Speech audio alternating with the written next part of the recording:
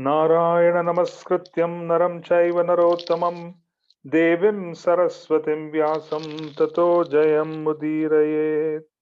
ॐ नमो भगवते वासुदेवाय। ॐ नमो भगवते वासुदेवाय। ॐ नमो भगवते वासुदेवाय. So we are on Canto 3 and it's chapter 4. And this is a very interesting discussion between Sri Vidura and Uddhava. But between this dialogue, there is an exchange which Sri Uddhava has with Vidura, which particularly focuses on his memories of coming in touch with Krishna during his pastime of unmanifesting his pastime, during his disappearance pastime. And during that particular juncture, one of the other guests who was also there to invite, was invited or motivated by the Lord to witness this extraordinarily important pastime was Sri Maitreya Rishi. And in the previous session, we spoke a little bit about how Krishna was praising Uddhava and reminding him as to how focused and mindful Sri Uddhava was through his various expansions. In other words, an interesting fact that emerged in the previous session was the Nitya Siddha, the eternally liberated soul, the eternally liberated associate who is always in the entourage of Krishna, such a personality in different pastimes. So you have eternally liberated Nitya Siddhas in different pastimes, different avatars have different associations based on the affinity of the devotee. They always appear in different millenniums when the avatar also descends to serve the avatar because of their eternal affiliation. Uddhava was particularly associated with the Dwaraka pastimes. And during the past, Sri Uddhava, who had expanded, a portion of Uddhava had expanded into one of the 8 Vasus. The Vasus, the Rudras, these are primary demigods in the heavens, and the Vasus themselves basically where one of them was Uddhava. In other words, the plenary portion was Uddhava. So, in other words, just as much as we read in the Chaitanya Charitamrita that every personality at times you will find is representing 4 or 5 different personalities in Godhead. Yeah, you find sometimes that both Lalita and Vishaka can be in one. Sometimes you find that the same personality is 2 different people in the spiritual sky. In a similar fashion, you find that even the demigods at times have portions of the eternally liberated associates of the Lord, and that also has a certain function because the Lord Himself, for example, appears as Indra. When the position of Indra is vacant or they cannot find someone who is qualified, the Lord takes the position of Indra. Sometimes you find that the Lord occupies the position of Lord Brahma when a sufficiently qualified person is not available to take on that role. The Lord becomes Lord Brahma. So it also appears that the plenary portions or expansions of the eternally liberated associates of the Lord also come at that point in time and become demigods. So when Krishna comes to Vraja, the entire village is surrounded by the cowherd boys who are also eternally liberated. And as a consequence, he comes with his entourage. He comes with the dam, he comes with his associates, he comes with all the paraphernalia. The whole spiritual sky descends and is a part of the pastime. So, as a consequence, when the Lord descends, there are times when the eternally liberated souls also appear in different positions to primarily engage in activities to serve the Lord in different capacities. So it appears that Uddhava was a Vasu. In other words, the plenary portion of Uddhava was representing himself as a Vasu, one of the primary demigods. Yeah. And what had also happened is during such an occasion, when Uddhava had appeared as a Vasu, he was aspiring, despite the fact that he was an extraordinarily, I would say, intense environment of basically The It was an intense environment where there was activity of fire sacrifices and managing the universe, etc. So at that point in time, this Vasu, who was Uddhava, was aspiring to be an eternal associate because his original nature was coming forth. He was an eternal associate. The plenary portion had come as a Vasu. As a consequence, he was wanting to be an eternal associate. He was wanting to engage in unflinching devotional service, eternal devotional service, because this was his nature. This was already his position, but he had come to the material sky as a demigod, and even in that time, while engaging in duties of a demigod, he was aspiring for the position of wanting to constantly be in the association of the Lord. So Krishna is reminding him at this time that you wanted that.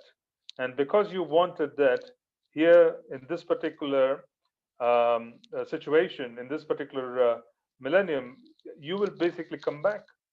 You will come back to the spiritual sky. But before you come back to the spiritual sky, I want you to visit Badrikashram.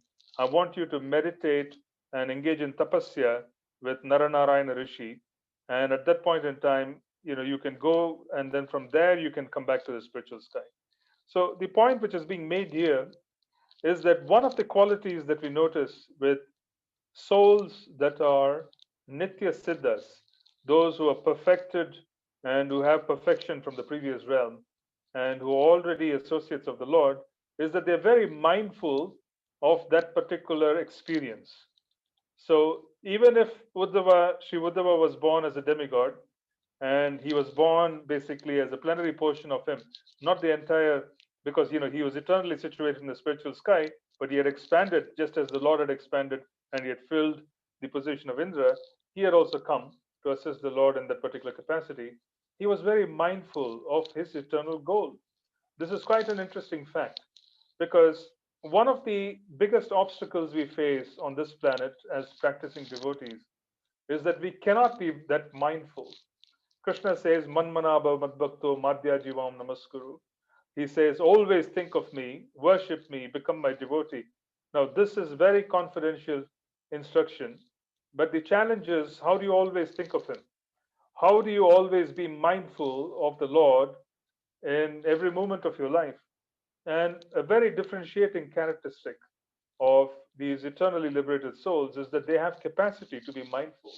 They have capacity to be very absorbed, and even if they are engaging in so many different activities that are apparent distractions, they still seem to be having great capacity for mindfulness. And this is a fact which is being shown here in the previous version, in the previous verse, sorry, in the previous set of verses that we were discussing, is that mindfulness seems to be one of the greatest characteristics which they seem to have. Now, we are on a new year. In one sense, the English New Year, which is January 1, is quite arbitrary from an astronomical Vedic standpoint. It's an arbitrary standpoint. It's very arbitrary in the sense that it has no consequence because they did not begin counting at the beginning of Kali Yuga. Vedic dates begin at the beginning of Kali Yuga. As a consequence, today is not the 1st of January. What occurred as the 1st of January in the previous year is not the 1st of January as we see it today. As confusing as the statement may seem, it is the truth because the counting and everything else that we do is so different. That's the reason why when we celebrate Krishna's pastimes and the tithis and the appearance and the disappearance of our acharyas, it never occurs on the same day. It occurs on different days, different years, because there is a certain variation based on the movement of planets, etc., and lunar variations that are taken into account. So, in that sense, today can't really be the start of anything. However, the we are in the beginning of the year, as we call it, 2021. It's a good thing for us because we can measure something. Since we operate within this particular Jan to December calendar, it's a good thing for us to talk about a little bit about the new year because the new year is always a time when you can kind of, refocus and try and see if you can set some goals. One of the challenges of Krishna consciousness in setting goals for Krishna consciousness is that the ultimate goal is almost unreachable for any average devotee. For an average practitioner, the whole concept of always think of Krishna seems so far away that how do you even act upon that particular very distant possibility today?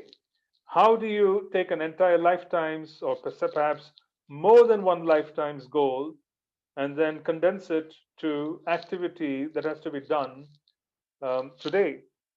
And which becomes a big challenge because a lot of people feel that it is so far away that you can't really do much about it as of today. In reality, the opposite is true. Yeah, that's actually not a true statement when we say that we can't do anything. In reality, what we are trying to do is we are trying to understand that Krishna consciousness is about becoming completely absorbed. When is one completely absorbed? When is there a capacity for manmana bhakta mad bhakto madhyajivam namaskuru? When is there a capacity for always thinking of Krishna? When is there a capacity for always worshipping him? That possibility occurs only if an individual is in love with Krishna.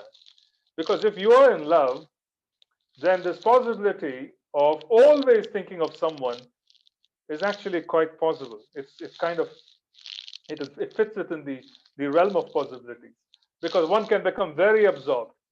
One can become very absorbed in thinking about their beloved 24/7 because there is capacity for the mind and the intelligence and the emotion, the senses to be capable of that kind of, to have the capacity for such, absorption.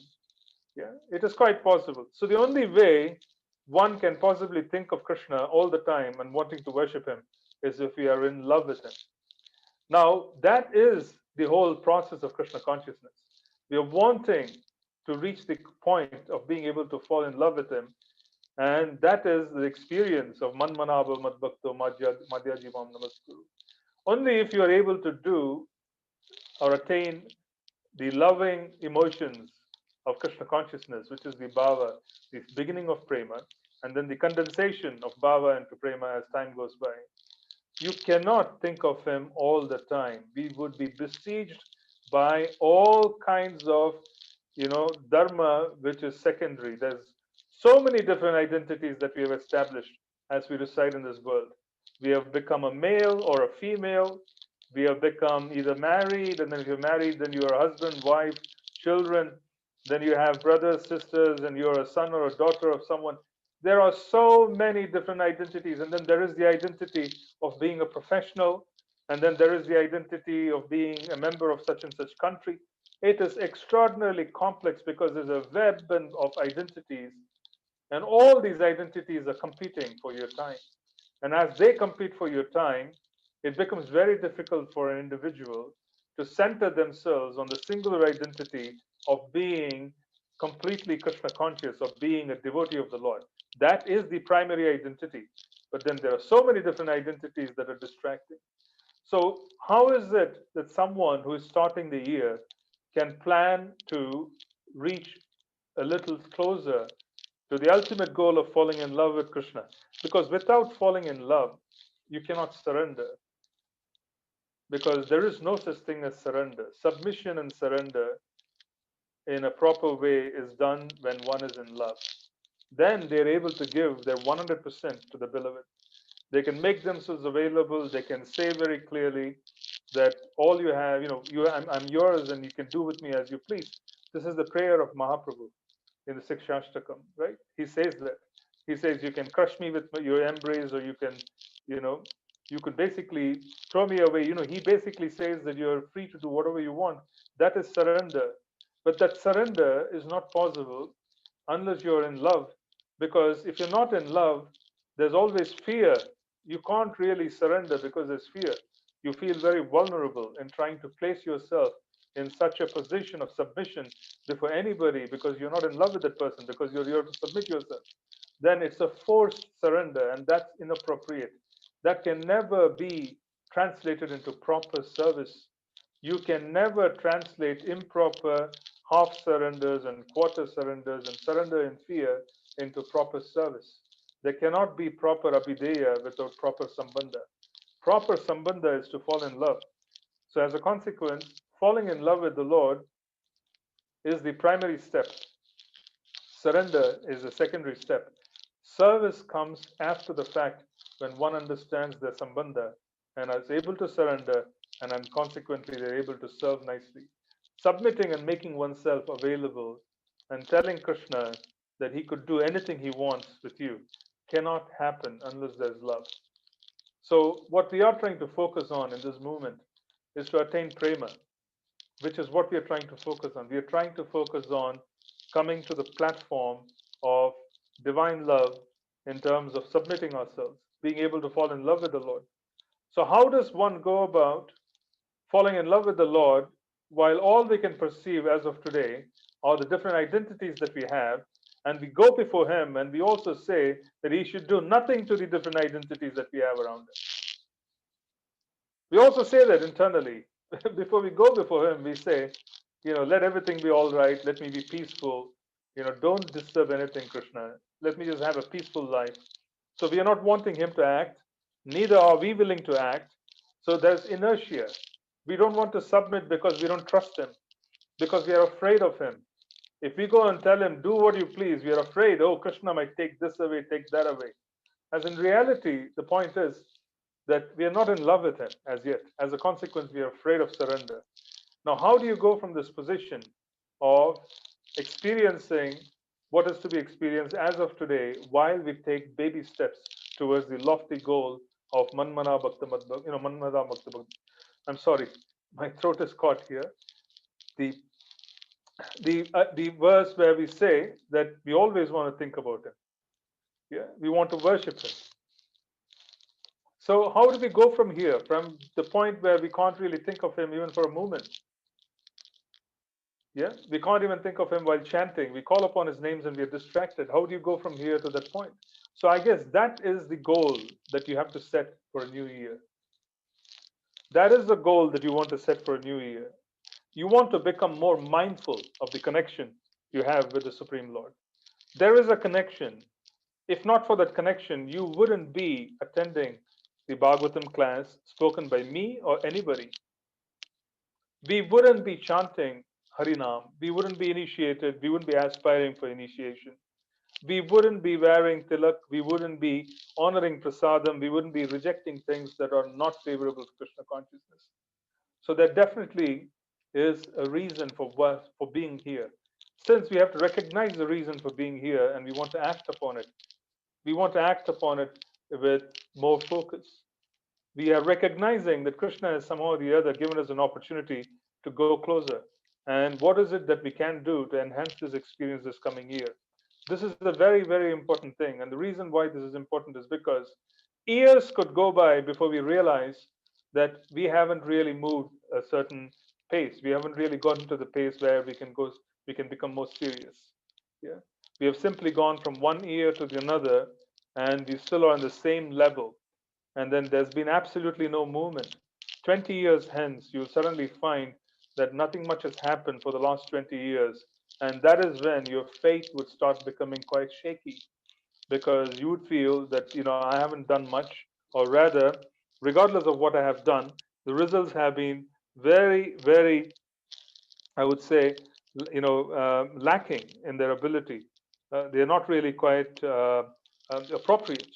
So, what we need to understand is that this particular year, I think I was reflecting on the fact that an appropriate goal would be to become more mindful. What is a mindful goal? What is a goal that you could set that would make you mindful? So, mindful could be that there are multiple activities of Krishna consciousness every day. You could take up chanting. So, you're going to be more mindful while you're hearing Harinam. You could be more mindful while you're honoring prasadam. You could be more mindful whilst associating and doing things with devotees. You could be very, very mindful while speaking to others. And as a consequence, you're reflecting and you're understanding and you're wanting that particular statement of yours to be well thought out so that it can inspire the other person who is sitting across you to come closer to their goals. So, being mindful is practically a circumstance where we remind ourselves that we are on a mission, and that mission requires endeavor. That mission is not far away. It practically is a matter of us becoming more absorbed. And in this particular year, what we would want to do is simply write down and ask ourselves if we were mindful yesterday. Am I mindful today? Am I really being mindful when I'm chanting? Am I being mindful when I'm reading? You see, am I going to be absorbed when I'm reading? Am I really going to be mindful when I'm engaging in activities such as honoring prasadam? Am I really understanding that this has been honored by the Lord? Am I being mindful when I'm engaging in some service for the Lord? So I guess this is one of the most important reflections that we would want to carry this particular year. And what we would want to do is we would want to ensure that we are taking notes about this activity. So this way we could compare if there's going to be some kind of an improvement between the previous week to the present week. Have I been more mindful yesterday versus today? Have I been more mindful, the day before yesterday versus 2 days hence? Yeah. There can be a certain calibration that can be had. It is not very difficult for us to monitor this, being mindful. Being mindful is to be reminded that we are ultimately servants of the Lord. Being mindful is to be reminded that we have an eternal identity that we are working toward, and that identity is basically being fostered by the activity that we are engaging in. So Sri Uddhava was very mindful. Despite the fact that he was covered by a demigod body, he was mindful of wanting the eternal association of the Lord. Now, when someone is constantly mindful, regardless of where they are, and regardless of different identities they assume, and they represent themselves internally as the servant of the Lord, then they are making progress every day. So it's a matter of just putting a few cards on your table of being mindful. People might think being mindful could be anything. Yeah, you don't need to explain. But internally, you know that you want to be mindful that you are a servant of the Lord, regardless of where you are, regardless of whether you're in an office, you're working for someone, regardless of the chore that you're doing at home, regardless of what you do, you're going to be mindful. And you would stop yourself and reflect and think about things before you speak. Because if you can't really process language according to Shastra and we blurt things out, they normally become very hurtful to others. Yeah. And one thing is for sure, regardless of what we know about being true outside in the world, what we learn from Srimad Bhagavatam is the point where we really correct ourselves. Molding ourselves on the path of Srimad Bhagavatam is what is going to allow us to move forward. This is going to be very important for us. Now, in addition to the goals that you could set for 2021, the goals that you could set could be increasing your rounds, because one of the extraordinarily mistaken conceptions of Krishna consciousness is that Krishna consciousness is somehow or the other the number of years of service, like a government servant. Yeah, you put in number of years of service, you keep getting promoted from one particular branch to another. You keep getting your promotions, your raises. You don't need to really raise the bar in terms of standard. It's a number of years. Yeah, there's something called a time scale in government service. Yeah, then the time scale is regardless of who you are. If you put in 20 years, you're going to be at a certain spot, and that spot is basically the time scale. And then you have some other scale where you have to kind of be very I would say talented in terms of your productivity, etc. The point is, we want to be very, very clear that Krishna consciousness is not a time scale circumstance. You could put in 500 years. You could put in 500 years of very, very, very mediocre Krishna conscious activity. It will certainly help, but it may not really get you to the places in which it is supposed to get you. We have to understand that Krishna consciousness is not a time bound factor. Time matters, yes, but at the same time, what we have to realize is that Krishna consciousness is about scaling a mountain. When you are scaling a mountain, effort has to increase. Effort cannot decrease. You cannot decrease your effort. You have to increase your effort as you go forward, which means you need to do more. If the previous year there was a certain amount of reading, there was a certain amount of association in certain ways, there was certain kind of chanting that was done. In this particular year, we want to write down what we want to accomplish. So one of the ways to do it is many devotees maintain sadhana charts. One other way to do it is to increase and have a goal of increasing the number of rounds, quality rounds. So you combine the objective of being mindful throughout the day, regardless of what you do. Be mindful that you are basically an eternal servant of the Lord, And whatever activity you are engaging in at that particular time is practically activity, regardless of what it is, where Krishna has put you there. So you are basically going to be mindful of your eternal connection, and you're going to engage in it. And if whatever results come out of it, that is also Krishna's gift. You basically pass the results on to the Lord because He is the owner of results. So, what I'm suggesting is that combine the idea of being mindful throughout the day. Keep little notes here and there, stickies, where you can basically say that you want to be more mindful. Then you do the next part is to increase your sadhana a notch. Increase your chanting, increase your reading. And do not increase your chanting unless you feel attracted to increasing your chanting, which means improve the quality of chanting and then keep going in that pace consistently. And as you keep going consistently, then you increase it when you feel motivated internally. Because as you put in extra efforts and you become more mindful, then you are going to be noticed. You are going to be noticed, and there will be milestones that will be achieved. And then you can improve upon it because there will be realizations. Krishna says this. He says he's going to give us intelligence. More importantly, from the Srimad Bhagavatam, we notice here that some millennium, some place, Sri Uddhava was a Vasu, and he wanted eternal association. Many millenniums later, Krishna is remembering and he's saying, you wanted to my eternal association, you're going to have my eternal association. So many millenniums later, Krishna is remembering that attitude and that meditation of Uddhava, and he's wanting him to benefit from it. He's saying, now you're going to have eternal association. So this particular year, there's a combination of increasing mindfulness, and when you increase mindfulness, become more absorbed. When you read, take notes. When you listen to classes, come read, come after some preparation, because there's a greater degree of you being able to pick up things when we come after some preparation. It's always wonderful if we can read and then take notes and come and then ask questions, because then the speaker is enthused because he knows that the audience has prepared. So there's a little bit of motivation for the speaker as well. So my point is that mindfulness can practically be extended to everything we do in Krishna consciousness. Everything. And this is very important. And why is Krishna mentioning this particular fact? We spoke about it in the previous session. We said Krishna is mentioning this to Uddhava, that you wanted to have my eternal association, and now in this particular lifetime, you're coming back and you're basically going to be with me at all, eternally. Why is Krishna mentioning that? Because there's one more person there. We talked about it in the previous session. Sri Maitreya Rishi, he was a great personality who had great capacity for tapasya, he had great capacity for all kinds of endeavor, but his aspirations were not centered on eternal association of the Lord. So Krishna was wanting to use Sri Uddhava as an instrument, as a nimitta matra, in having a conversation and affirming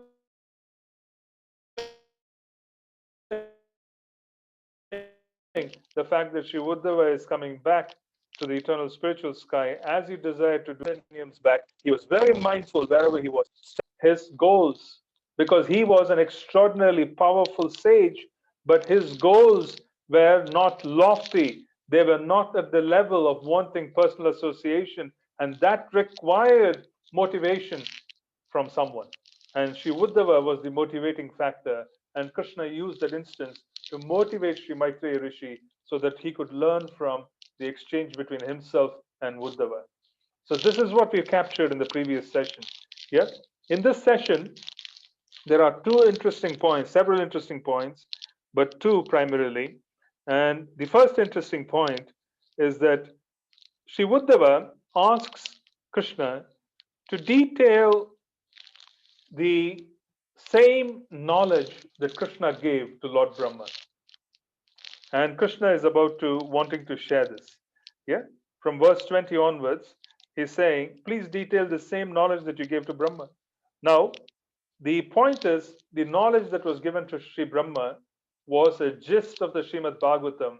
What was really spoken was Chatushloki.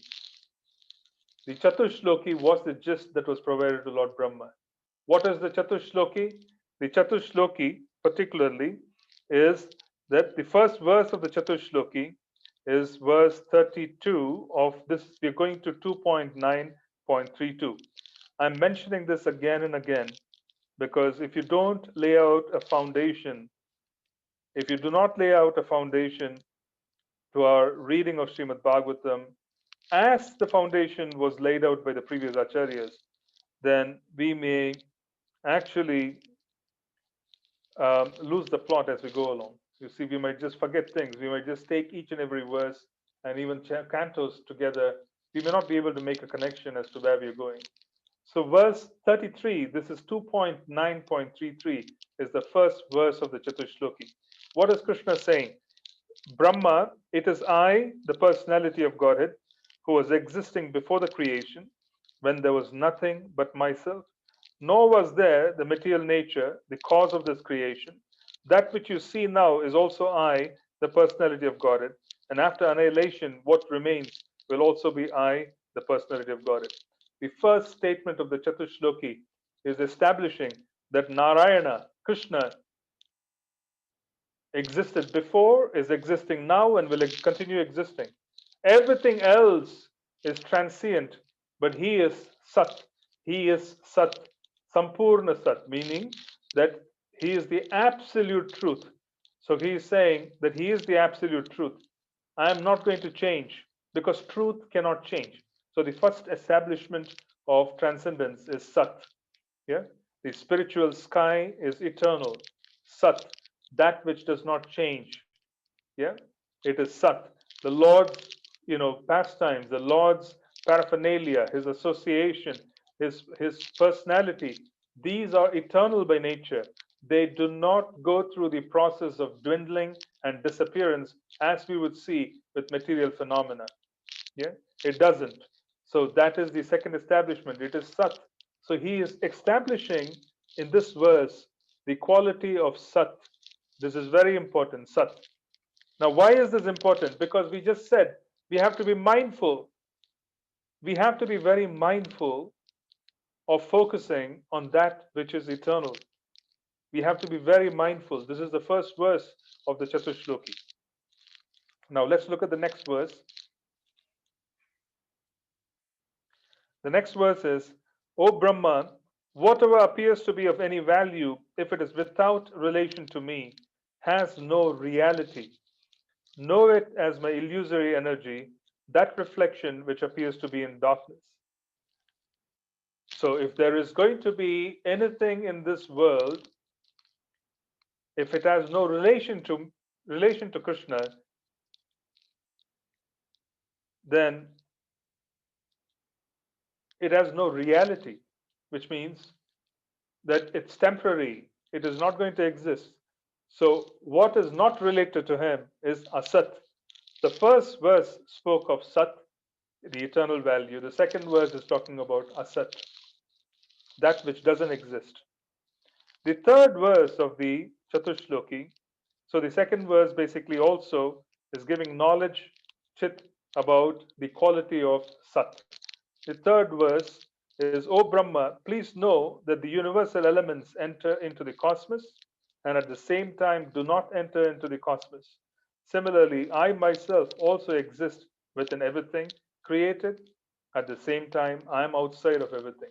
What does this mean? It means that for one who is very mindful of the eternal nature, then they are not going to be perturbed by the bodily covering. The physical body is made of universal elements. The subtle body is made of universal elements. None of these physical and subtle bodies can bother one who is mindful of his eternal connection. We can exist in this physical and subtle frame, which is made of matter, just as much as the super soul exists without being bothered. This is the third. So, by establishing an eternal relationship with that which is permanent, then we have the ability to exist in this body without being perturbed, just as much as the super soul exists without being perturbed. So, what is being spoken of here? The first two verses focus on Sat, the third verse is focusing on Chit, and the last verse of the Chatushloki is basically focusing on Ananda. The last verse, which is 36, a person who is searching after the supreme absolute truth, the personality of Godhead, must certainly search for it up to this in all circumstances, in all space and time, both directly and indirectly. What is it which the human race is searching for? What is it the devas are searching for? What is it the demigods are in pursuit of? What is it the asuras are in pursuit of? Everybody is searching after Ananda. Everybody is seeking pleasure at different levels. And here, the last verse of the Chatushloki is talking about the fact that if you do not have Sat, if you do not have an eternal focus, if you're not mindful of your eternal connection, if you do not know what is eternal and what is not eternal, and if you do not have an identity which is eternal, then the ananda that you're going to experience is of no value because it is going to be interrupted. If you really want to experience ananda, happiness, then it needs to have sat, it needs to have chit. Both of these aspects have to be there. It has to be eternal, it also has to have complete knowledge. You need to know who you are in the spiritual sky. Being mindful every day of wanting to be an eternal associate of the Lord, being mindful of the fact that He is eternal, being mindful that we are eternal, and the activity that we are doing is also eternal if it is connected to Him and to the extent to which it is connected to Him. All of these would eventually lead us to a platform of being much, much closer to Him than we ever were. So, this is the Chatushloki, then this is exactly what was being reminded of by Krishna to Uddhava, because this is the message given to Lord Brahma, and this is the gist of Srimad Bhagavatam. Srimad Bhagavatam is about Sat, it is about Chit, the eternal relationship a jiva has with Krishna. It is about activity that occurs when one recognizes who they are in relationship with Krishna. And it is the pleasure that one derives in that particular sense of being a servant of the Lord. So, this whole concept of wanting to be mindful this year should revolve around the concept of wanting to be mindful of our eternal connection, wanting to be mindful of all the activities that we do, wanting to be mindful of the goal, the ultimate goal, wanting to be mindful of the smaller goals that we want to attain. And that in turn would allow us to be able to move forward and also measure our movement so that we could make improvements as we go along in a subsequent year. So, this is very important. Now, after saying this, what happens is that Krishna basically departs, and one wonders what is it that departed from this world? How could something which is Sat, which is permeated with absolute truth, that which is eternal, how could it disappear? Yeah, one wonders how is it possible for Krishna's body to conduct a disappearance pastime? Srila Prabhupada and our acharyas have dealt with this topic extensively. Srila Jiva Goswami has dealt with this topic of Krishna's disappearance in Krishna Sandarbha, in his Sandarbhas. Srila Vishwanath Chakravarti Thakur has given many, many examples in his commentary.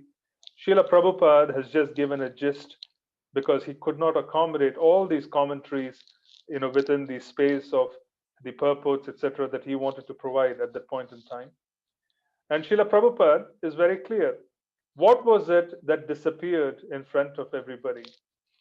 Yeah, that which disappeared was the universal form of Krishna.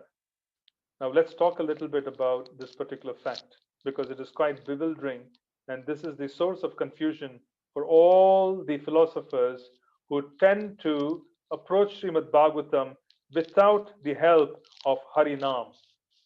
If you do not have Harinam, approaching Srimad Bhagavatam is very, very, very confusing, can be very bewildering.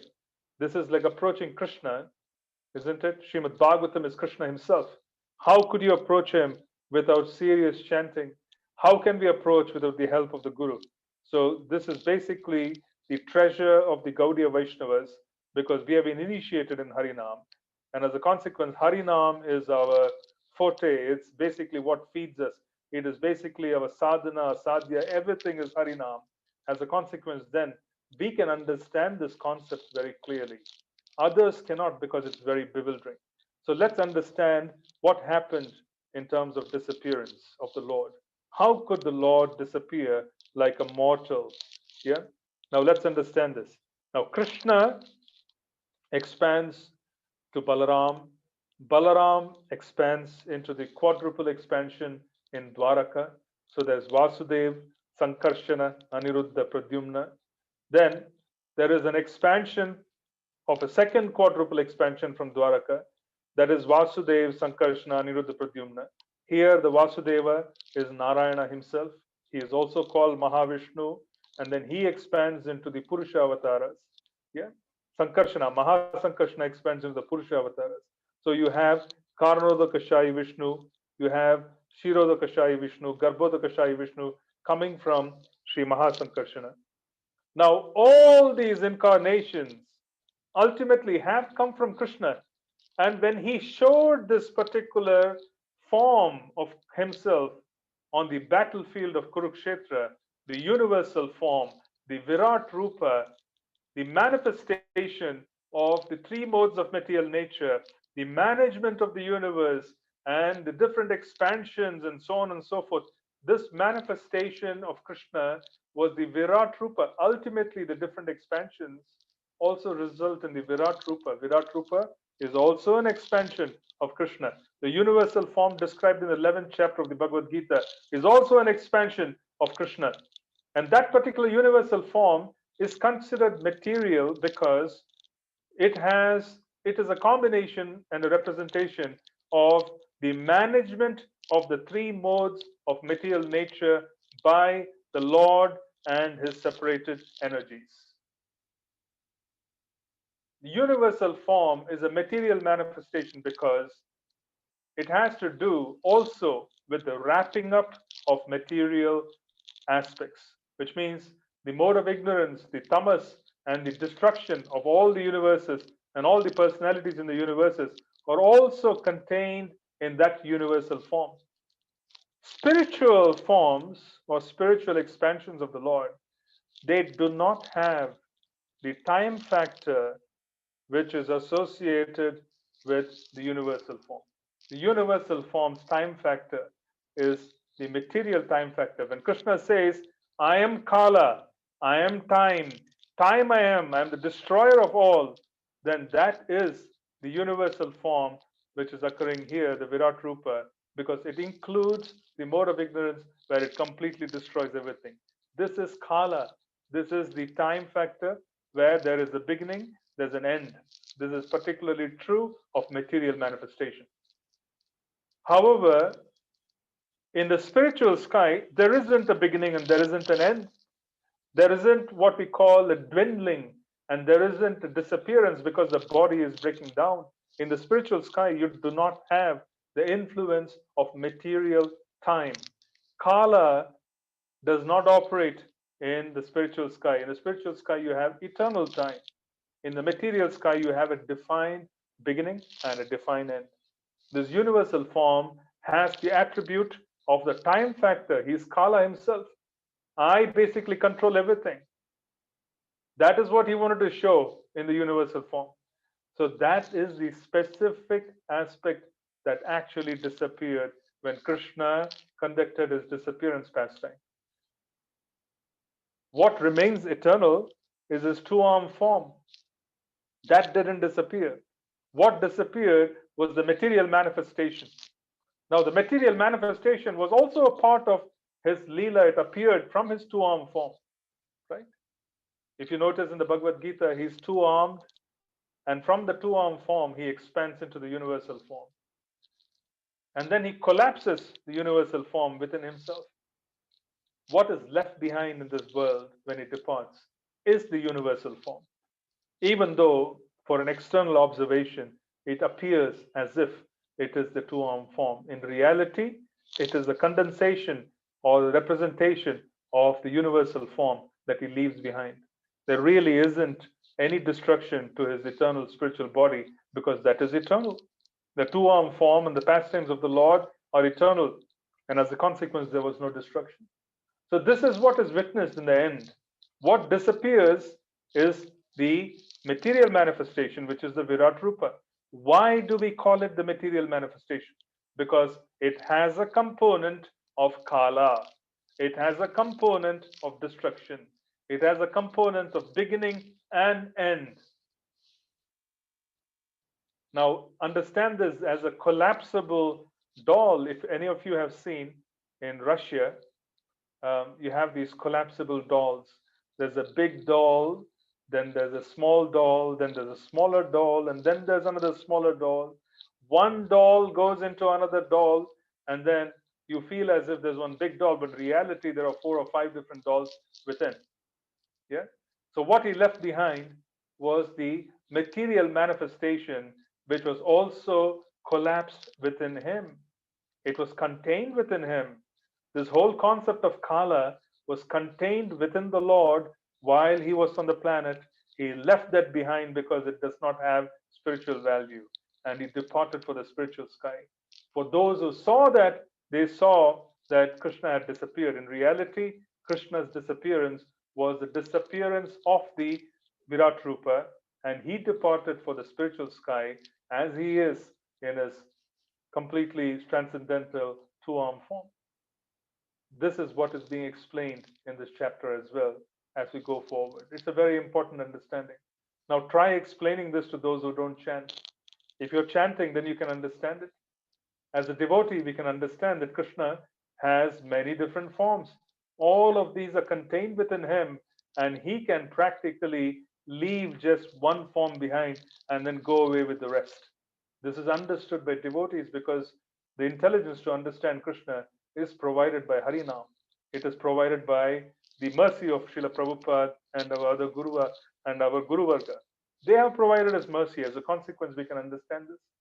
But try explaining this or give this to someone, they will concoct and they would speculate, and what will come out of that nonsense would be a complete distortion, and they will say Krishna body was material. That is not true. There was a portion which represented the universal form that was rejected. It was left behind because it had a component of material time, which means there was a beginning and there was an end. This is to be understood very clearly by us as devotees. Now, after this particular disappearance pastime, Sri Uddhava departs, and before he could depart, Sri Vidura, who is the age of Vasudeva, he is the age of Krishna's father. He is the age of Sri Uddhava's grandfather. Uddhava was a younger cousin of Krishna. Yeah, he was basically much younger. As a consequence, Sri Vidura was very senior by appearance, and he was also very senior by age. But understanding that Sri Uddhava was exalted, and understanding that he was the best among devotees from the Dwaraka pastimes, he was the best among devotees. As a consequence, Sri Vidura wanted to take up, Sishya Pan. He wanted to become a disciple of Uddhava so that he could teach him what the Lord taught him.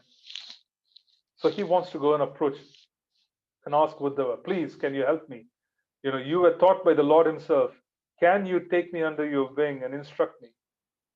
Then Sri Uddhava, he thought about it. He said, no, this would be a violation of what we would call as a violation of what we would call as a spiritual norm, where if someone senior is asking you, senior by age, senior by so many different parameters, is asking you for instructions and wants to become a disciple, then there has to be some courtesy. So there is a word which Srila Prabhupada talks about. He says there's something called Maryada Vyatikrama. Maryada Vyatikrama, which means that Sri Uddhava knew that Sri Maitreya was in the neighborhood. Sri Maitreya was a very senior sage, and he also received the same instruction from Krishna along with Sri Uddhava. So Sri Uddhava knew that it was more appropriate for that senior person to become Sri Vidura's teacher rather than him becoming Sri Vidura's teacher, because that would be a violation of norms. And this is very important. It's very important is that when someone is very senior, then we should make every attempt to push, or rather allow people to go and learn from them rather than us wanting to replace that person. This is very important because he's basically, Srila Prabhupada talks about it. Yeah. And this seems to be such a big offense. I'm reading from the purport, and this is verse number 26. Please read it carefully when you get a chance. Verse 26. According to scriptural injunction, one should be very careful of transgressing the law of Maryada Vyatikrama, because by doing so, one because by so doing, one loses his duration of life, his opulence, fame, and piety, and the blessings of all the world. It's quite fascinating to see that this particular violation of taking charge of people while someone senior is around in proximity who can do the same activity is considered to be such a big offense from a Vedic standpoint that one loses the duration of life, one loses their opulence, one loses their fame, they lose their piety. Yeah, they lose everything. So it's considered such a big offense. So Uddhava did not want to accept Sri Vidura as a disciple. He did not want to. He directs Sri Vidura to Maitreya Rishi, who is practicing penances nearby. So not only is Sri Maitreya qualified, he was also witness to the pastime of Krishna departing. He was also recipient of the instructions of the Lord. Now, in addition to Sri Maitreya being older, he was also qualified by realization. As a consequence, Sri Uddhava felt that it is highly inappropriate for him to take on that particular, what do you call it, role. Now, what is interesting is that Sri Vidura had no hesitation when he wanted to submit himself to the instruction of Sri Uddhava. Regardless of age, they were all so sincere that when they saw someone qualified, they just wanted to submit. This was Vidura's mood. He was very humble. He just wanted to submit. He wanted to learn from Sri Uddhava. But then it was Sri Uddhava's mood that he had someone senior who also had the same knowledge residing nearby. So he felt it was completely wrong for him to take Sri Vidura under his wing. So this is a nice, very nice exchange of etiquette where nobody basically has any material aspiration and they don't want anything material to come in the way of being able to advance in spiritual life. And as a consequence, there's very clear thought by both Sri Vidura, because Vidura did not consider Sri Uddhava to be deficient in any way. He did not look at his age, he did not look at his station. He simply thought that I must learn what he has because he has something very precious. I want to submit myself to him. And then on the opposite end, you had Uddhava thinking that he is not qualified because Sri Maitreya Rishi is nearby, and because he has the qualification of being a senior sage and transcendentally qualified, and he also was, privy to the conversation that he had with Krishna. This is most appropriate for all of them, for Vidura to go and learn from Sri Maitreya Rishi. So this is a wonderful mood of how the Vaishnavas think, where there really isn't any material aspiration in terms of wanting to either give or receive in terms of transcendental knowledge. It is wonderful just to see this and coming in touch with all of these attitudes. It's so purifying because we get to kind of, at some level, this will become a part of us. And as a consequence, it will help us so that we could take proper decisions if we're ever confronted with these opportunities or lack, in the future in our life. So let's go through these verses quickly, and then we'll conclude the discussion for today, and we'll take some questions. We'll conclude the chapter.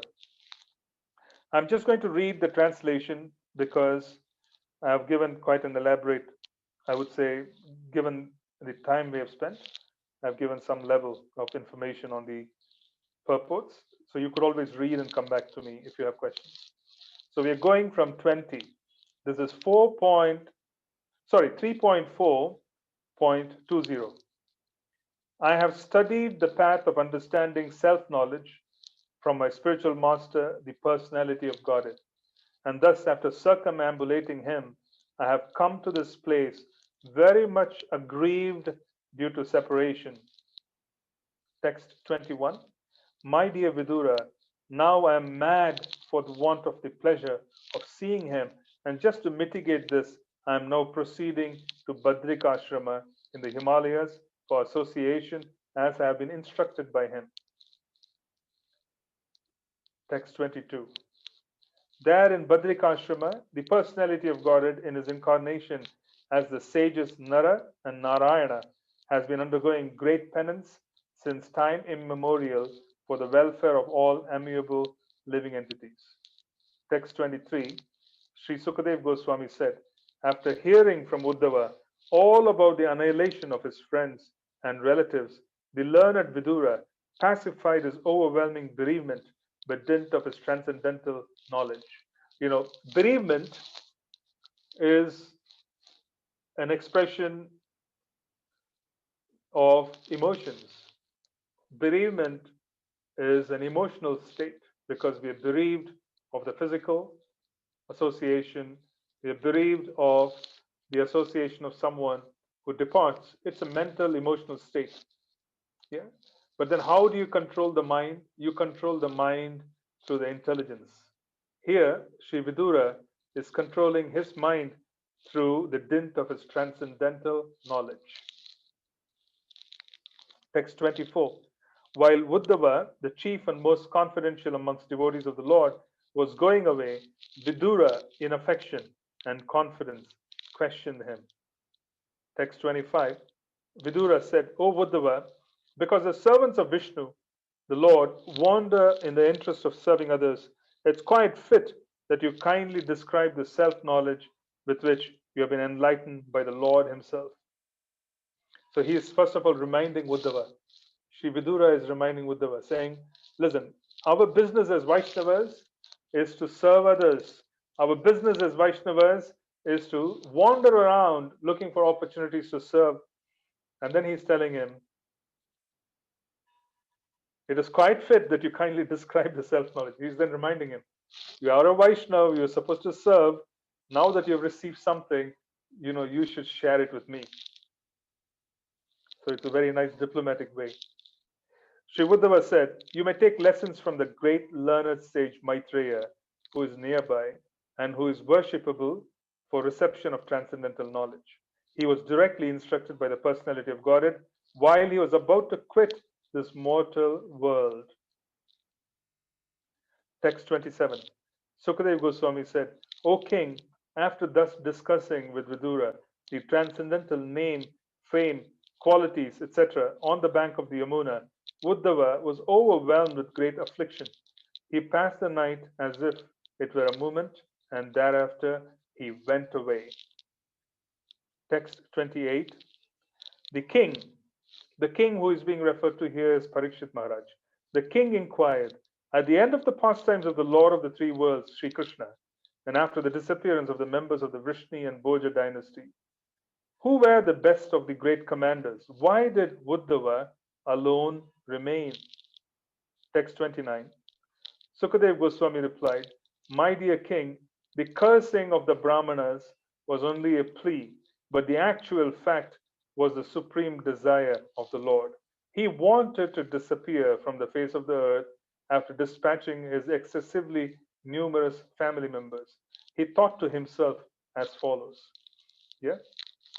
So we spoke about it in 2 sessions prior, about Krishna desiring to remove himself and remove his associates. And because Krishna desired it, the act of removal of the Yadu and the Bhoja and the Vrishnis from the face of the earth occurred as if there was no external influence. It occurred due to the comparison in the previous session we spoke about was like the friction caused between 2 stalks of bamboo in the forest, which starts a forest fire, and as a consequence, no one can be blamed, but then the whole forest just burns and perishes. So Krishna's desire was to just have the Vishnu and the Bhoja dynasties disappear when he is making his disappearance. And as a consequence, they just basically did what they had to do and actually killed themselves. They attacked each other and dropped dead. Text 30. Now I shall leave the vision of this mundane world, and I see that Uddhava, the foremost of my devotees, is the only one who can be directly entrusted with knowledge about me.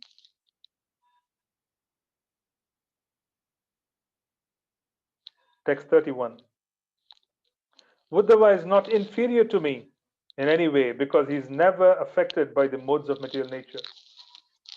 Therefore, he may remain in this world in order to disseminate specific knowledge of the personality of Godhead.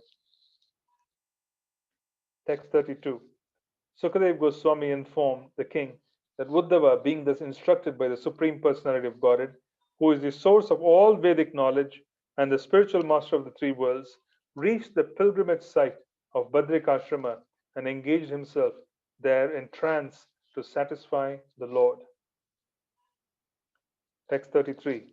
Vidura also heard from Uddhava about the appearance and disappearance of Lord Krishna, the super soul, in the mortal world, which is a subject matter sought after with great perseverance by the great sages. Text 34.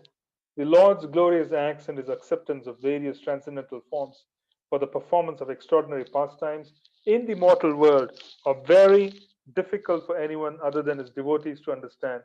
And for the beasts, they are simply a mental disturbance. Text 35.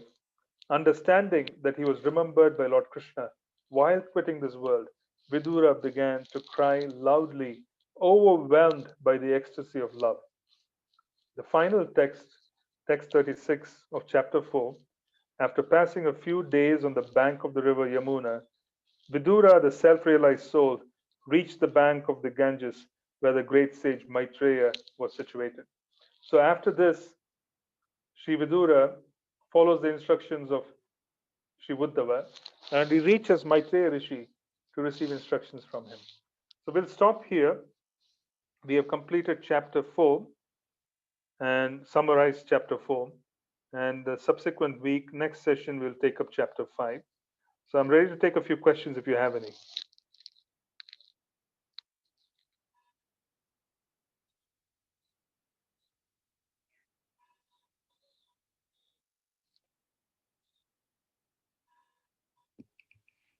Hare Krishna Prabhu, Dandavat Pranam. Dandavat. Can you hear me, Prabhu? Yes, I can. Is my voice clear or was it problematic? Breaking. At least in my case, it was breaking. I don't know about the others. Probably Really? connectivity in my side as well. Probably the internet is not It's stable very here. clear outside. Okay, it was very clear. Okay. It was very clear. So that's something to do with here. My apologies. Okay, no problem. The question I have is about mindfulness and understanding mindfulness in the context of what you spoke this morning, this in this class. Mindfulness, I understand when I'm chanting, is I'm listening to the sound vibration and completely focused on the sound vibration, and that's okay. That part of mindfulness, I'm okay. But let's say honoring prasadam or other activities of the day, like for example mindfulness when you're listening to somebody, so at that time you're listening to their conversation as to what they're saying. So how will I be mindful of Krishna during that conversation? Sure. The whole process of mindfulness is a matter of developing a culture, basically developing a habit and then developing a culture, because it is something that you do for various things during the whole day, and as a consequence, it just becomes a part of how you operate. Some very successful people in the material world, and I'm referring to businessmen, etc., who are very successful, they have a tendency to be extraordinarily mindful when they are talking to each and every person in the course of the day. If they're given time, that particular time, they would be very clear, they would be very mindful. Yeah, they would be very mindful. So the So point is, sorry. mindful means being absorbed in that moment with that person or that task and not thinking of anything else while performing that task. Fundamentally, that's the definition. However, that's not what I was referring to. What I was referring to was being mindful of the fact that we are eternal servants of the Lord, of being mindful of the fact that despite, if there is activity directly connected to the Lord, we are doing it because we are eternal servants of the Lord. Being mindful of it. Yeah. This is my relationship to Krishna. I am his servant. I am basically wanting to please him. As a consequence, you become more mindful. Yeah, it's a Okay. mindfulness is basically Of you that. kind of practice it. Yeah. Mhm. So it's kind of, is it reminding myself? Say, for example, I'm just talking from a practical point of view, like listening to somebody's conversation, you are absorbing, you're listening to them, you're completely connected at that point in that moment with that conversation. But your inner reminder, your inner events detached, saying that this is a service and this is your service and nothing more. So you're not the controller at that point. Is that correct? Have I understood? Well, basically, the whole concept of mindfulness is to become selfless. Yeah. The more selfless we are by nature, the greater would be the ability to be mindful when we're dealing with anything to do with the world. The more self centered we are, then our own conditioning is going to come and interfere with how we're interacting with the world. So, mindful essentially is to wake up to the fact that our business in this world is to work towards reaching a point of being able to establish ourselves in service with complete understanding of Krishna in terms of the identity that we have in the spiritual sky. This, regardless of where we are, that is the objective. As distant as it may seem, that is the objective. So we want to basically become fully understand. We want to kind of come in touch with that particular objective every time we're doing anything in this world. And as a consequence, we would be able to evaluate that purpose, and intelligence would come to us from within because Krishna is in the heart. So I'm just trying to tell you that this is something that you need to practice. We need to practice on a daily basis for different aspects of Krishna consciousness first, and then it can be extended to everything else. You see, why am I doing what am I doing? Why am I doing this? Why am I doing that? You see, am I doing it because it's going to help my eternal goal? Am I doing it? What is the connection? You become a little bit more absorbed and become more mindful of all the opportunities. You become more aware of what's being given and what's basically being given to us already. And we take advantage of all the different gifts that Prabhupada has left us and has given us. So we become very mindful of it. Does it make sense? Mm. From a perspective of, yeah, it is, you become more aware and you work towards wanting to endeavor to remember who we are and in what we are here to do. Yeah. Now, some of us, it may be easy. Some of us, we could start with it and then it will develop into something more profound. Some of us are too caught up with not being a professional in an organization in a certain way. So we could have professional difficulties. Some of us are too caught up in either not being, in a good or a bad relationship. Some of us are too caught up in either being in good or bad economic situations. Some of us are too caught up in being in either good or bad health or complex situations in life that we would want to become more and more mindful so that we establish that our business in this world is to be a servant of the Lord. We're going to go back and wanting to be a servant of the Lord as well. Regardless of where we go, we're going to be a servant of the Lord. So when we become more mindful of our eternal goals on a day-to-day basis, then it would give us perspective that what we are going through and what we are experiencing now either is something which is required for us to become a better servant. We could take it in that sense. If we accept it, then we could work on becoming a better servant. We could give up certain attachments, or we could simply understand that we are too caught up in becoming what we not ought to be. Maybe we are spending too much energy in thinking that we are supposed to be something, and instead of understanding that what's already been given to us in Krishna consciousness is more profound. Does it make sense? Because Yes. we all set goals every minute of the day. We are setting goals. Sometimes we set goals because we are with colleagues. Sometimes we set goals because we are with people of the family. Sometimes we set goals because we read something, we hear something in the media. All of this happens throughout the year, throughout the day, throughout the week, the month, the year. If you're mindful, then what happens is we question ourselves and we constantly bring ourselves to focus on the fact that regardless of what is there and what is not there, our business is to focus on the fact that we are basically eternal servants. So, how is it that we can be more mindful in doing everything? Does it make sense? We want to basically understand it because even the whole concept of not being mindful is because we are too caught up in this world. We are too caught up and we can't be mindful. But then we notice that Uddhava, even though he was in the body of a demigod, he was already cultured as an eternal servant of the Lord, and he basically was wanting again to be that, regardless of where he was and what absorbed state he was as a demigod. That's the example I was just wanted to give from this particular chapter as well. Thank you, Prabhu. Thank you. Sure.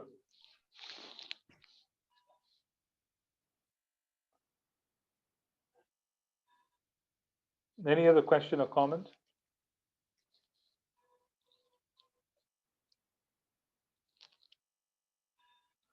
Okay, Hare Krishna so Prabhuji. yes, please go ahead. Mhm. Hare Krishna Prabhuji. So, in the beginning, you said that the, the prime thing is we should be developing love for the Supreme, and in order to get that, the step that follows is we should surrender. So, I'm trying to understand that what does come first? Like, is it our endeavor that should be the first, or sometimes, like we also hear, there's the mercy. Some devotees, they have mercy. So which takes the priority? Is it the mercy or the endeavor? Yes, actually, it is a good question. So first and foremost, what we want to understand is that we want to fall in love with the Lord. But how do you fall in love with someone whom we do not know? How do we fall in love with someone we do not even know who we are? So there's amnesia on our side where we don't know who we are in the spiritual sky. So we don't know our eternal identity and we don't know Krishna. So neither do we know the opposite party, neither do we know who we are. So that's the paradox. That's exactly what we are trying to resolve through our sadhana bhakti. So when we engage in the chanting of Harinam, the different anarthas disappear as we go higher and higher in consciousness through the mercy of Harinam and through the mercy of Seva, motivated by Harinam, through the mercy of coming in touch with Srimad Bhagavatam and sadhus. We go higher in being able to shed our identities or basically the influence of identities and the goals that we have set for ourselves, which really have no proper connection with attaining the goal of Krishna consciousness. The Anartha Nivritti process, as it completes itself, we become more aware of who we are in the spiritual sky. One of the first things that happens is that we become awakened to a certain mellow. We start realizing that we are attracted to the Lord in Sakiras. We start realizing we are attracted to the Lord in Vatsalya. We start realizing we are attracted to the Lord in Madhurya in terms of serving as a servant of the servants of the servants of Srimati Radharani. The point I'm trying to make is that the mellow is revealed, and sometimes we may think we are something because of a conditioning, but the mellow is revealed when the anarthas go away and we are situated in the highest modes of goodness, which means there's very little perception of the influence of passion and ignorance. We receive information about who we are in the spiritual sky to a larger degree. That enthuses us and we get motivated to endeavor more and more and more, and because we become very greedy and eager to taste and wanting to know what our eternal relationship is with the divine couple. And as we endeavor further and further and further, then what does happen is that we get to know who we are, we get to know the divine couple, and the falling in love process is just very natural because now there is knowledge, of who we are, we know who they are, and we know the connection as well. So it's a very natural thing. Mother Yashoda doesn't have to work hard for her to know that the Krishna is her son. She doesn't have to, because that relationship is established. She's already in love because Krishna is in the son. Basically the identity is established. She knows what she has to do as seva because she's a mother. So she is already established in seva because she knows who she is. Our issue is that we do not know who we are, neither do we know the Lord. And so the endeavor of reaching from where we are to where He is and understanding all of this is sadhana. So our effort definitely counts. Yeah. However, as we endeavor and we work with the effort that has been given to us by the Guru, by the Acharyas, by the Guru Varga, then what does happen is mercy is also given. But mercy that is given to us is disproportionate, which means that if your contribution is one, they are contributing three. If your contribution is one, they are contributing 10. So the mercy that's given is 10 times the effort. And as a consequence, it is mercy that we receive what we ought to receive in Krishna consciousness. However, they need to see that we are sincere. So we deserve this. And as a consequence, we need to do things as if it depends on us, but having an understanding that we are going to be receiving mercy. Thank you, Guruji. Sure.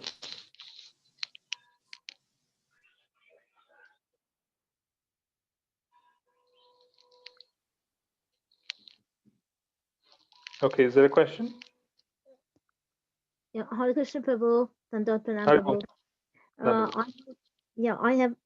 I have just sent you a message. A question. Okay, so sure, I'll just look into the chat then. Yeah. Yeah. All right. So let me just take the question before you and then I can come to you. Thank you so much for helping out with the goal setting that you explained. Please, can you explain how I can talk about or think about the Chatushloki verses during my day? How can I apply the Chatushloki verses during the day? Yeah. How can I apply the Chatushloki verses during the day? The whole concept is what I explained now, being mindful. Being mindful of the eternal connection, because Krishna is Sat. That is, the first two verses are establishing his Sat potency. Then we want to understand that what is being done by us, which is not connected to him, is Asat. So we also want to understand what is Asat so that we can reject what is not connected to Krishna. And then we also want to understand that as we come closer and closer into what do you call it? As we come closer and closer into our understanding who we are in our relationship to Krishna, then we also understand the fact as to how we could engage in activity in this world and it doesn't affect us, because we are basically constantly being mindful of our eternal connection. We are being very mindful of our eternal connection. Arjuna firing arrows on the battlefield and killing all those soldiers. Can we call it murder, or should we call it activity that has been approved by the Supreme? He was acting on Krishna's instructions. So, in that sense, he was being very mindful of his relationship with the Lord, even though he was not agreeable to many of the things personally, because he just didn't want to hurt his grandfather, his guru, etc. So, this whole mindfulness about action in this world will come about as we proceed further in Krishna consciousness, but it is also a culture that has to be cultivated on a daily basis. We need to endeavor towards it, where we are constantly ensuring that each and every time we are interacting with devotees, we are very mindful to share, share Shastra with them, share realization, so that we could enliven their Krishna consciousness and they could enliven ours. We ought to be very mindful in speaking things which make someone else more enthusiastic rather than take away their ability to function as Krishna's servants. We want to be very mindful in everything we do, every endeavor, and that includes prasadam, that includes cooking of bhoga, offerings, everything. So this is how, what you can do is you can take the principles of the Chatushloki, where Sat, Chit, and Ananda are explained, and we could apply it and we could engage in that. Hare Krishna, could we put yourself on mute, please, everybody? Yeah, this is how we could do so. Now, let me see what the other question is. Just give me one moment.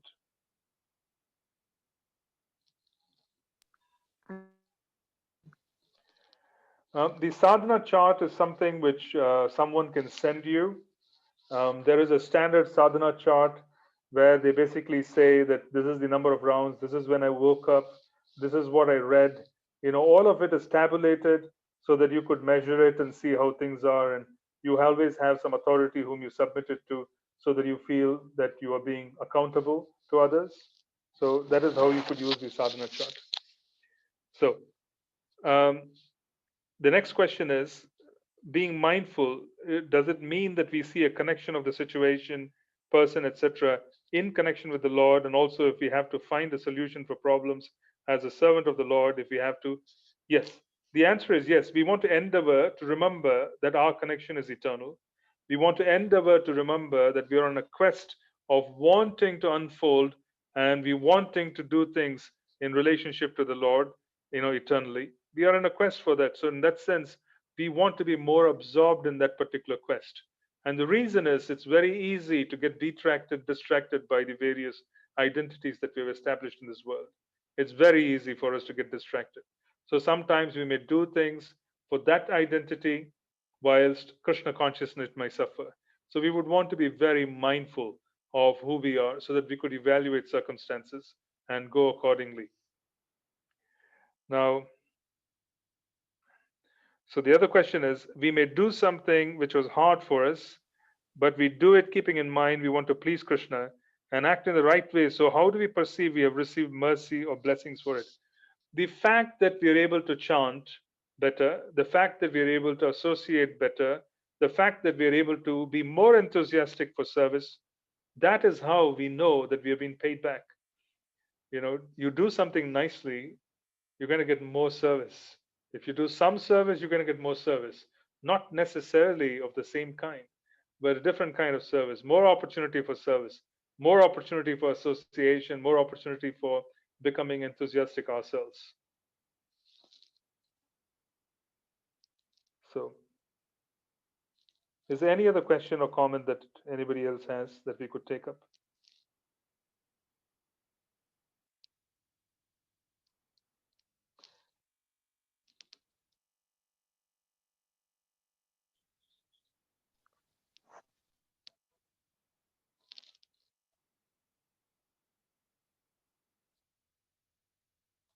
When we see a current spiritual master in ISKCON who is not your Guru Maharaj, when we are chanting, what does it mean? Is it that they are a Siksha Guru?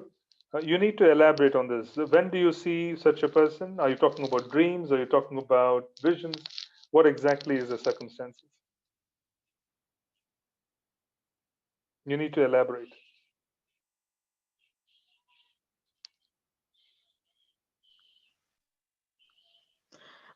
Hare Krishna Prabhu. Yes. I was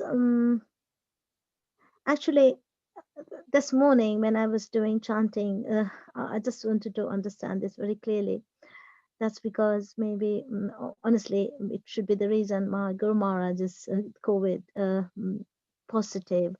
Because of that, when my chanting was normally, I remember Guru Maharaj when I'm chanting, but that remembrance is different to today's, the way I was remembering him. So I don't know whether it is right or I was really not possible. It was very difficult for me to do the chanting without remembering him whole time. So I thought I would ask you. Of course, I will be chanting extra rounds for him, but I just wanted to understand how it would be because this, I just would like to know. It happened this morning. Okay, so you're basically chanting and then you remembered your spiritual master.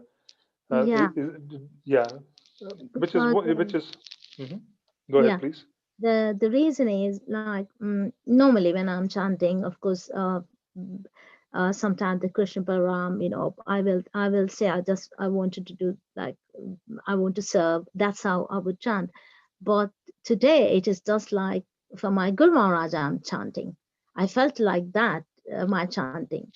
That's because I came to know yesterday, we have to chant. So normally I would chant for him separate rounds, be thinking like that. But this morning chanting, it happened that way. I don't know whether it is right or, No, it's but, perfectly fine. You could always having a connection with a spiritual master and wanting to please him, wanting to somehow or the other petition Krishna for serving the spiritual master. All of these are completely bona fide, I would say, endeavors from a disciple. So it's completely bona fide. It's perfectly fine. okay. Yeah, thank you, Prabhu. I was really confused to what happened today. Okay, thank you, Prabhu. Sure. I'm just going to take a couple of more questions here. So, um, if we see someone during the chanting, this is someone else's question. When we see a current spiritual master in ISKCON who is not your Guru Maharaj when we are chanting, what does it mean? Is it that they are our Siksha Guru? The definition of Siksha Guru is one who inspires us, because Krishna is basically attracting us through the personality of Siksha Guru. Whoever is attracting us, all of them are Siksha Gurus. So you can have multiple personalities attracting us to Krishna because of their speaking, because of their endeavors, because of how they demonstrate Krishna consciousness. They could practically be able to attract us to Krishna. And Krishna is using them to attract us. Out of all these Siksha Gurus, one of them becomes our initiating spiritual master. So there's really, one of them becomes our initiating spiritual master. So there really isn't what I would call as a difference between Diksha and Siksha in terms of the stature and the function in the eyes of Krishna. Both of them are attracting. Yeah. The spiritual master who is initiating us takes our feet and places our feet in the spiritual sky, in the sense they basically give us a connection to the spiritual sky. The Siksha Guru is one who assists us on a day-to-day basis on getting to the spiritual sky after the initial work has been done by the Diksha Guru. So both of them have a very significant and very important role, and shastrically, there is no difference as far as Shastra is concerned. They're considered to be the same. So that is how you evaluate whether someone is a Siksha Guru, is whether they are inspiring you. Yeah, I was just wanting to clarify that. Let me take a few more questions. Is the present material world we are in, is it a part of the Virat Swarup?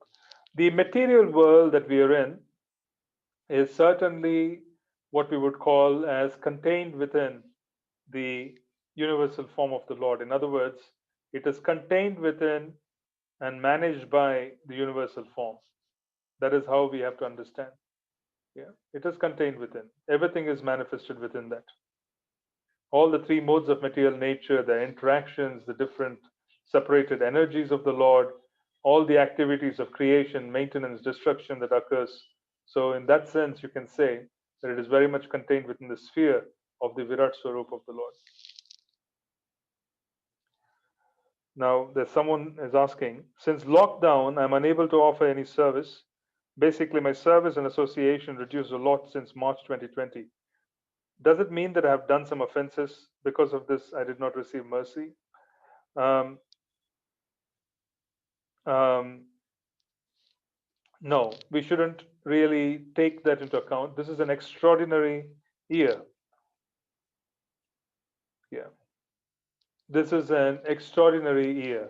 It is an extraordinary year in so many different ways. I mean, sorry, the past year has been extraordinary in so many different ways that we really can't gauge anything based on our inability to associate and move forward. Because if temples are shut down, in Vrindavan, the temples are all shut down. There are restricted services. Even now, you can't go and pay obeisances here and there because they're not allowing crowds to form. So, if that is the situation in Vrindavan, what to say of everywhere else? So, I'm just wanting to say that I think we should not really, what do you call it, judge our ability to move around and be here and be there as we did before based on this year, I think we should take those considerations when everything else comes back to normal. So I don't think there's been any offense committed. So yes, basically what I was wanting to say is that yeah, there is no need for us to try to understand things that are not very clear. I think it is best simply to see and wait for clarity. And I'm just answering someone's question, which was answered earlier about seeing someone's spiritual master, or rather seeing someone else's spiritual master or guru in ISKCON. There really is no need to resolve it. Yeah, some things, if they appear in front of our eyes while chanting, if they appear in front of our eyes, etc., we don't need to resolve it. We just can kind of, let things clarify themselves as we go along. All right, so I think there aren't any more questions. And so thank you very much. And thank you for joining us. And then the next week we'll do chapter 5, which is where Sri Vidura goes and sits with Sri Maitreya Rishi and starts receiving instructions. Hare Krishna, all glories to Srila Prabhupada. Thank you, Hare Prabhu. Krishna, Prabhu. Thank you Prabhu. very much. Hare Krishna.